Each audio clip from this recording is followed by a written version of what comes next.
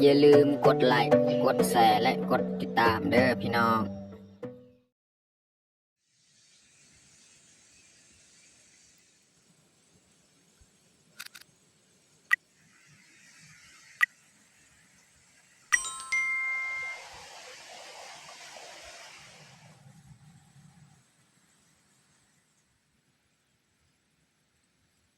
ครับสบายดีแล้วก็สวัสดีเบิร์ดสู่ครูทุกคนยินดีต้อนรับเข้าสู่สองบ่าวยืง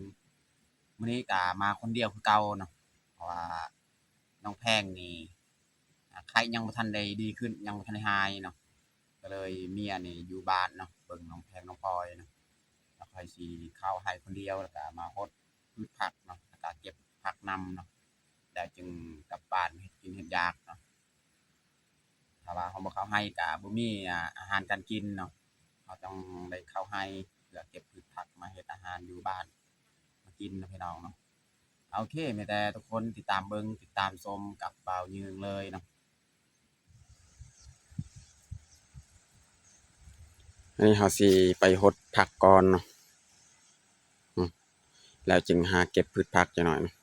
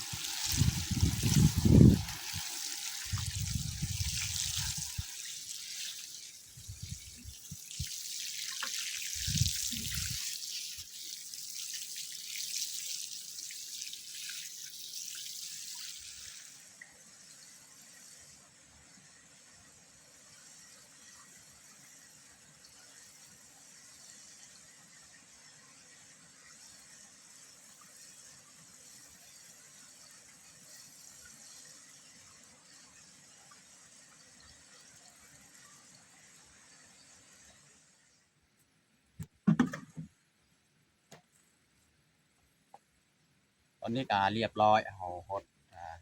ผักของเฮาวันนี้เฮาสิเลาะตามแคมป์เนี่ยหาเก็บปลายอดบักบวบเนาะแล้วก็มาเก็บผักกาดอีกเนาะแล้วก็สิหาผักกูดนำถ้าว่ามีทหารเนาะแล้วจึงค่อยกลับบ้านเนาะ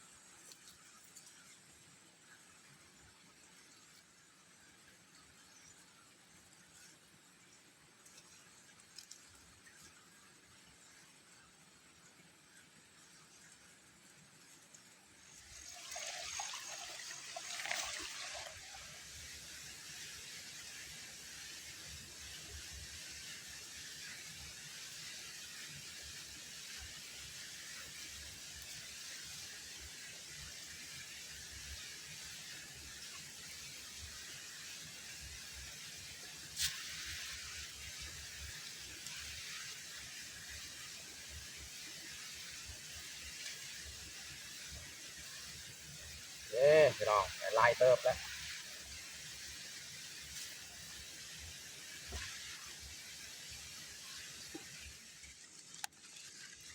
ลกผักกาดพี่น้อง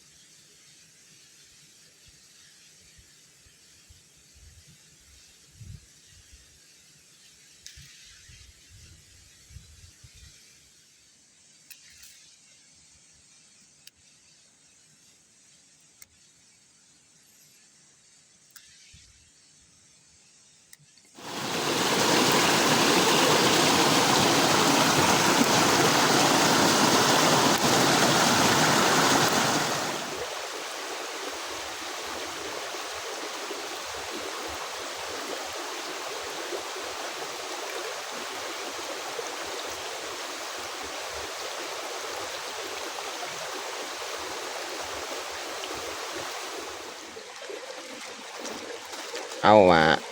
หอมเปย์พี่น้องโอ้งามหอมเปย์นี่เขาจะล่างเลยเนาะผักกาดอยู่นี่เนาะสบายมาอยู่บ้านนี่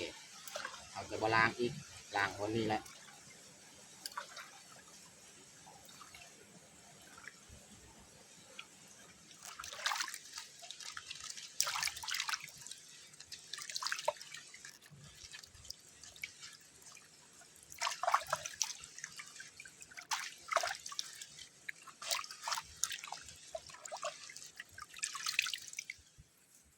อันนี้แม่นผักกูดนะ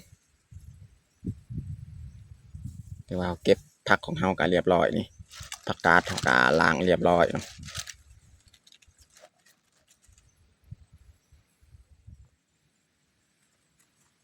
อันนี้เขาจะห่อไว้ให้มันเปื้อนผักของเฮาเนาะ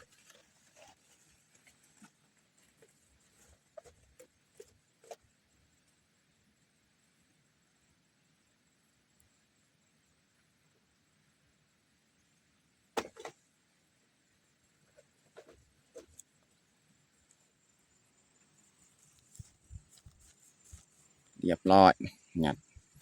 ผักของเฮา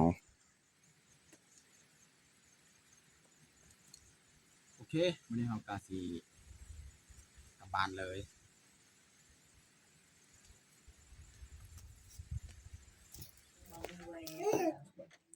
เมียจะเอาออกเลยนะผักที่เราเก็บเมื่อกี้แหละสิมาเฮ็ดอาหารเที่ยงมื้อนี้มันแพงกะ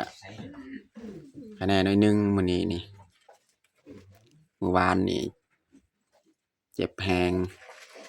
เป็นไข้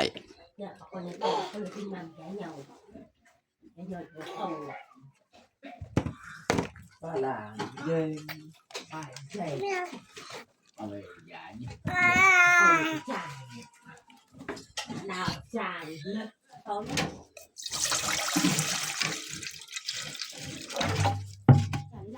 เมียจะค้างหม้อเลยก็คือเฮาสิลวกผักอันนี้แหละสิมาเฮ็ดซุปเนาะเพราะว่าเฮ็ดแนวอื่นก็บ่เป็นบ่มีเนื้อบ่มีซีนพี่น้องเนาะก็เลยลองเฮ็ดซุปเนาะซุปผักฉันนอนอันนี้ต้องหัดตัวบอกกับไปลายฟุต จะ จ้า แกะถั่วดินเนาะมาคั่วจังหน่อย กันนอนนั่นเลยกันนอนปลอยยากู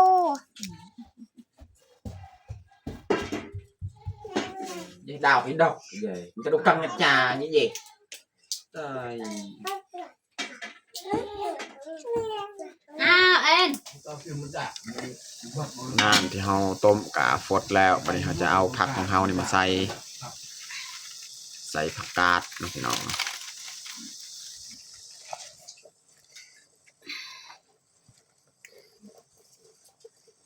ส่วนผักกูดที่ยังมีจักน้อยใส่ผักกูดนี่สุกง่ายกับมาบวบ ก็เฮาไปใส่ ใส่มาบวบอีกนะมากมัน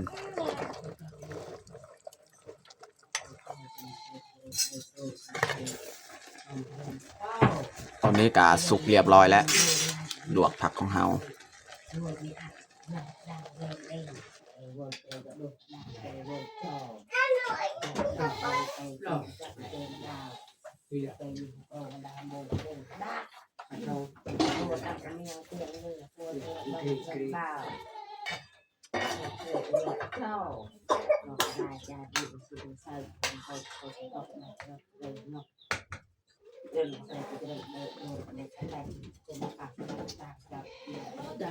จะตักไว้ใส่จานเลยมันเย็น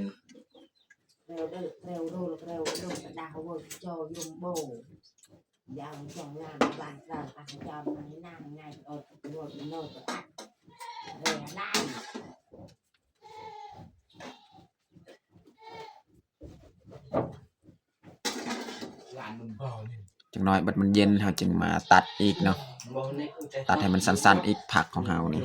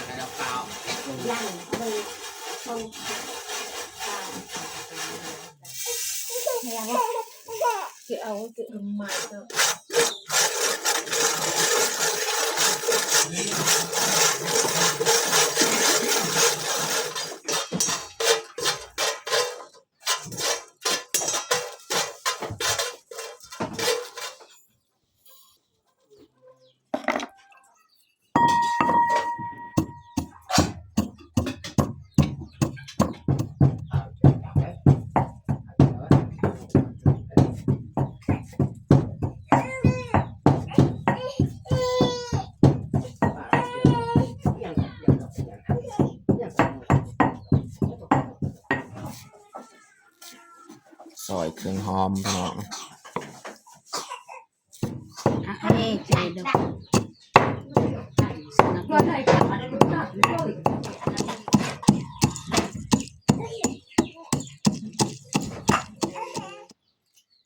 ันนี้เขาจะตัดอีกเนาะผักที่เราลวกเนาะตัดให้มันสั้นอีก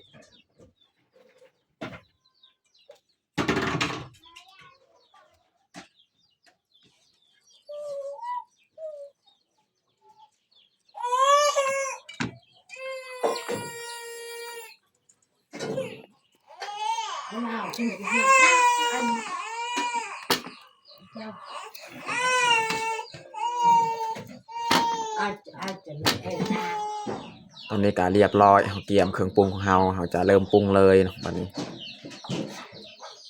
ใส่หมักงา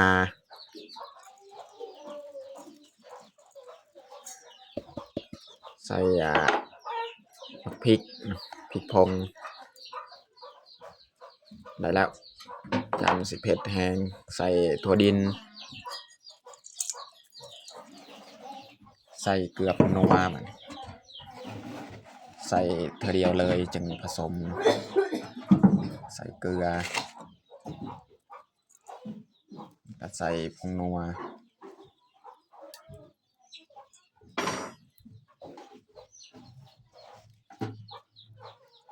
วันนี้เราจะผสมเลย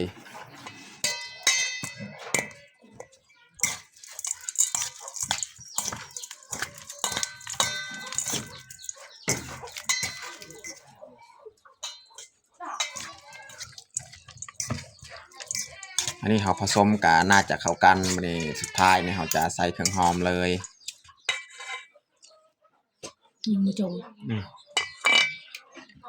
เราจะเทลงเครื่องหอมใส่ว่าเรียบร้อยเห็ดสุก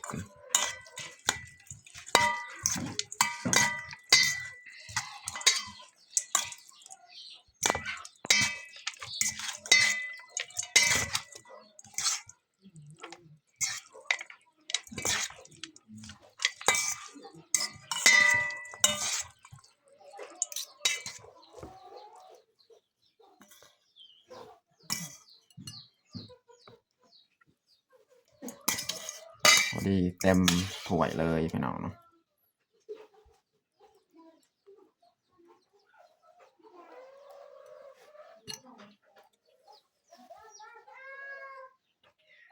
ตอนนี้ก็เรียบร้อยเนาะแต่งเผาของเราสุกผักพี่น้องเนาะผักผสมผสานเลยนะสำหรับอาหารเที่ยงของเรากับบัดซำนี้แหละตอนนี้ก็เรียบร้อยเราแต่งข้าวของเราแต่เราจะลงมือกินข้าวเที่ยงเลยเอามาทุกคนมากินข้าวเที่ยงนำกัน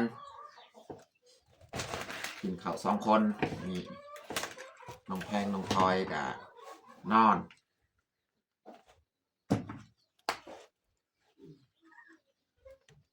กินสุกผักพี่น้อง เรา ฮัดน้องพลอยตื่นแล้วพี่น้อง เดี๋ยวจะด่า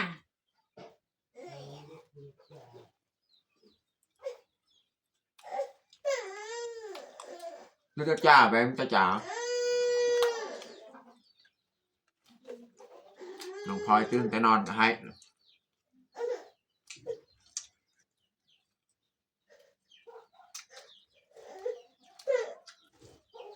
ตรงนี้อาหารการกินก็อึดอยากช่วยเจ้าไงเจ้า เราเงินเดือน เจ้าจะจ้าไง เราไม่จะหมก เราไม่จะบอกเดี๋ยวบอกในนัส เรา เปล่า กระเป๋า แล้ว จะจ่ายงานมา